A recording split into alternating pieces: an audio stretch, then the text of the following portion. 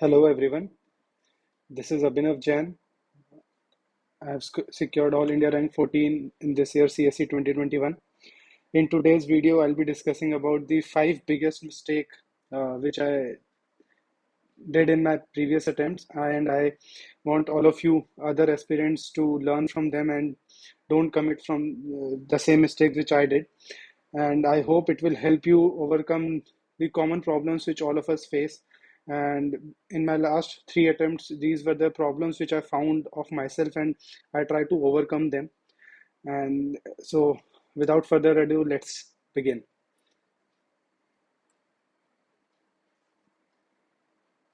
So yes, so today's topic of discussion is the five biggest mistakes of my previous attempts.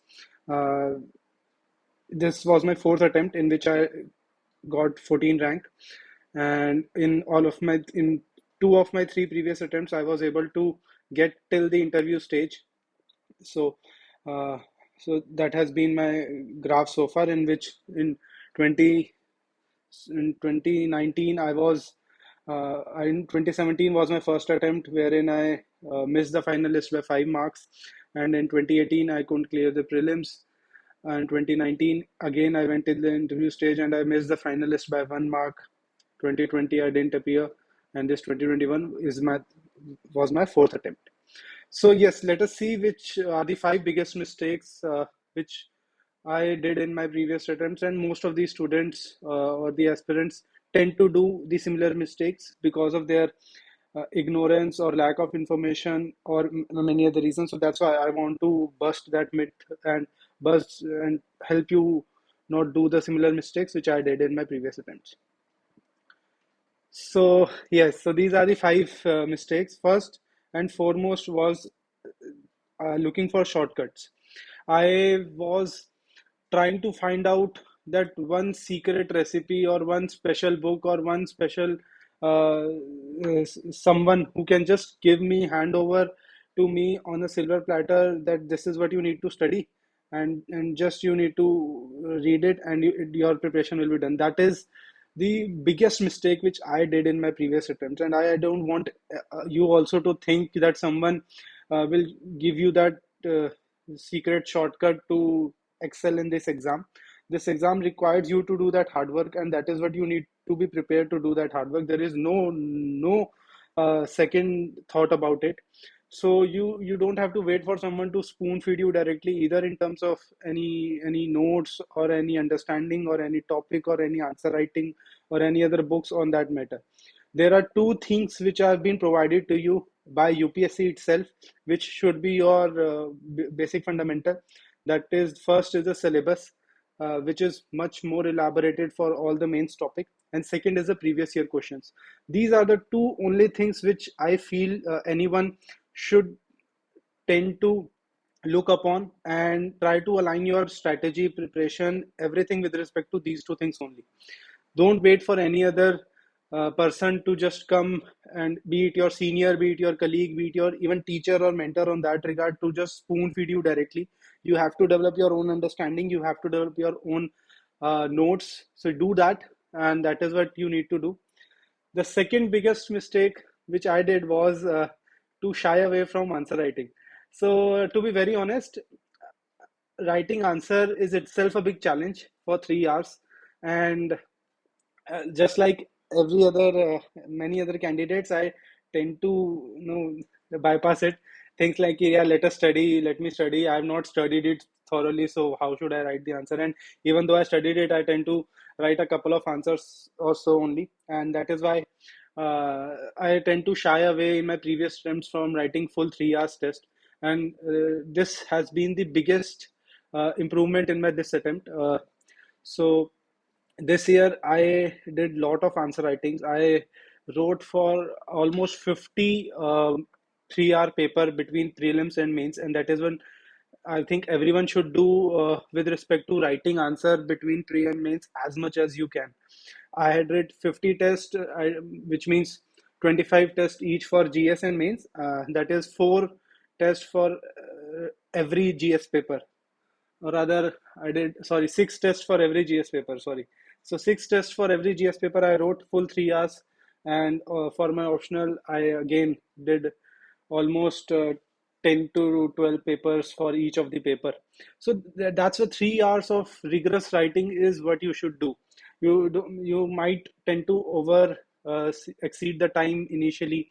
3 hour paper would be completed in, let's say, 3.5 hours or even in 4 hours, but don't be afraid of it. But you have to do that answer writing. Answer writing is a skill.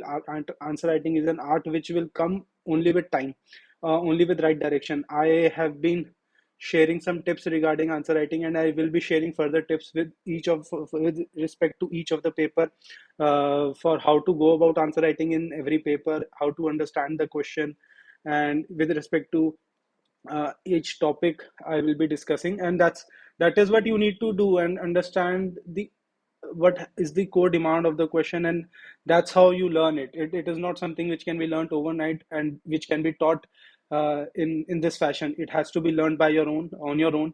So you have to do the answer writing. So that is the second mistake which I did. The third mistake was I tend to read everything under the sun in my previous attempts. So for there are n number of NCRTs, and there are n number of even the reference books which are available for any topic. So whosoever used to say me, see, go and go for this institute material, I used to go and buy it from the market. So my only agenda was to fill my bookshelf, and that I have the every book which anybody has or anybody will recommend. But if you see the tangible outcome of it, or how much I able to recollect or remember out of it, the outcome may be zero. So, but that is not you have to do. You don't have to be reading everything under the sun which is available. You have to restrict yourself with respect to the topics and the syllabus which has been provided by the UPSC. And that again bring me to the very important point which I highlighted earlier, that you don't have to read everything under the sun. Only the topics which have been mentioned in the syllabus that has to be mastered, and you have to have the ability to interlink them and have a basic idea about the facts, examples related to it. So that is what you need to do. You don't have to, and it mostly happens also in prelims, when we tend to see for 1 year there are questions on sports. So let us read all the sports news which have been there in past. Once there will be any topic on, let's say, a thing in science, so everything you will be reading everything which has happened in science for last 1 year or 2 year. So that is not you have to do. Obviously there will be some bouncers and you have to be ready for it, but your basics fundamentals should not be compromised. So that is the third biggest mistake which I did. The fourth is the uh, I instead of becoming district collector, I was becoming a notes collector. So everyone everywhere where I could find a booklet or any new material which has been released, or anything which has been suggested by my friend, I used to go and just buy it from the market. And for every topic I used to have 5 6 books which I might even not have read all of them. So I had become a notes collector, so which made me, you know, don't have a refined strategy of my own, which made me, go haywire, which made me don't have a clarity about how to go about. So that you should not do. You should not become a notes collector. Rather, instead of becoming a notes collector, you should have your own notes. Even in for the toppers, I tend to, wherever on net have I found any notes of any topper of previous years, I just used to download it and save it, just for the sake of it. But the point here is not to have as many notes as possible. Point here is, with respect to the topics which has been provided by UPSC, how much well read you are. For example, for GS3, there is a topic of food processing, there is a topic of supply chain, there is a topic of buffer stock or food security, or in GS2, there is a topic poverty, hunger, right? And in social justice, and there is self-help groups in GS2. So, how much information you have with that topic, how much well aware you are, how many different dimensions you can have on that topic, that is important. And that is what you need to do. A notes for any person X cannot be same for notes for any person Y. You have to have your own notes. Notes is something which you create to make your memory more sharper, and you remember some things which you are not able to recollect or remember easily. So try to make your own notes. and those notes, while making your notes, you can refer n number of things, as many things as you can just spend hours on preparing that notes. But once you have made that note, don't digress from it. Don't become a notes collector and just disregard your own notes and get going and run behind any other notes which are available in the market. Don't do that. Have patience, have trust on your knowledge, have trust on your preparation. Then on your own notes, be focused and revise it as many times as you possible. So for my own notes, I I did the same mistake initially. I tend to, as I mentioned, I tend to collect notes for every topic, many notes I used to have. But then I realized this mistake, and I then patiently and gave time to it and made my own notes. And that is that is what I would recommend to all of my friends also, that you have to make your own notes, and but don't become a notes collector, and then revise it as many times as possible. So I revise my notes almost 10 to 15 times. Why I was able to do it? Because I had restricted myself. I was not for food processing, I was not going for any Google search then and there. If, let's say tomorrow I have exam and today I am Google searching what is food processing and what are the schemes related to it. That is not you have to do. You have to have your own 2 to 3 page notes of every topic and try to make it. Uh, Try to be your own master of your own destiny rather than relying on someone else for your knowledge and for your art. So that's the art for it. I had made a separate video on how to make your own notes, and I'll be discussing. I'll be also sharing some of the glimpses of my own notes, which I have shared some of my notes on my Telegram channel, which is Abhinav J Jain official, on GS1 and GS2 and GS3. I'll be also talking about GS4 in coming time, and just try to see how I have restricted myself to UPSC topics, and that's the beauty of it, because the questions are you cannot predict what kind of question will be there, but you can definitely say those questions will be coming from the topics which are mentioned in the syllabus. So what you can do at your best is to be master and have good understanding of the topics which are mentioned in the syllabus, and that is how you need to make it.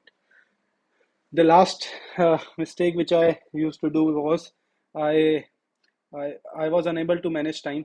I full day of reading, even after full day of studying. At the end of the day, when I used to see, I didn't know where my day went, because there at some many times what happened was I was just reading Lakshmikant for days and days. I was reading Spectrum for days and days. I was reading NCRT Modernist Bipin Chandra for days and days. So or geography NCRTs for days and days, and I would see ki the whole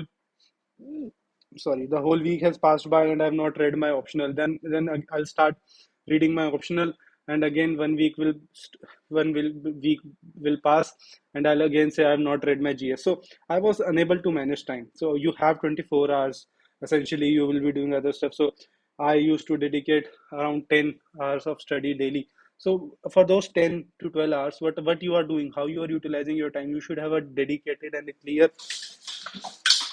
clear idea on where your day is going, what kind of timetable or time management schedule you have a fixed goal of what you will do in next 3 months, in next 1 month, and then further bifurcate into weeks and then to day.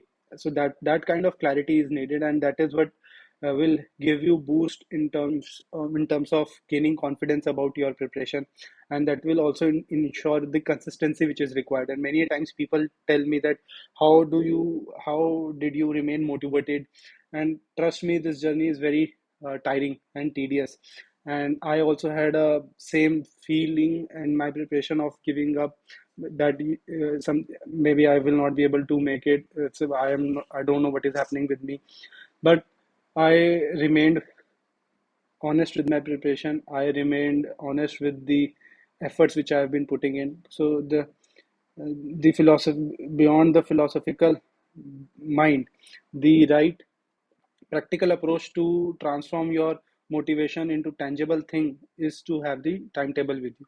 And the timetable is something that will give you command over your time, and that's how you will be able to gradually master over everything, for notes making, for answer writing, for having proper time management between GS and optional. Everything can be done easily. I'll be also sharing a dedicated video on daily routine of mine, how I used to plan my weeks and months and even a day. So, but these are the some five things which I found myself doing wrong in my previous attempts, and I learned from it in a hard way. And I don't want you to commit the same mistakes. And trust me, if you get over with these five things, you are in a very good position while you're writing your exam, and you will be very much satisfied at least with your efforts, irrespective of what the results will be. But you will be very honest and satisfied with your efforts if you're able to overcome these five mistakes. So yeah, and yes, these five mistakes, and this is a quote which I mentioned on my study table, that bear the pain of discipline today, or bear the pain of regret in future. So there will be or here. Uh, so this is what you need to, you know, say to yourself, that whether you are able to bear the pain of discipline today, of having your proper timetable of focus, doing the hard work of remembering things, making notes, doing the answer writing and all these things. So you have to bear that discipline of discipline, or if you don't do that, you have to bear the pain of regret in future. So choice is yours, and I hope you don't have to bear the pain of regret in future. And if for stay tuned with my channel, and I'll be sharing much further more content on what how to boost your preparation, and what other tips and tricks I implemented in my preparation journey to help you out. I hope this video will help you. Thanks a lot. Thank you for watching.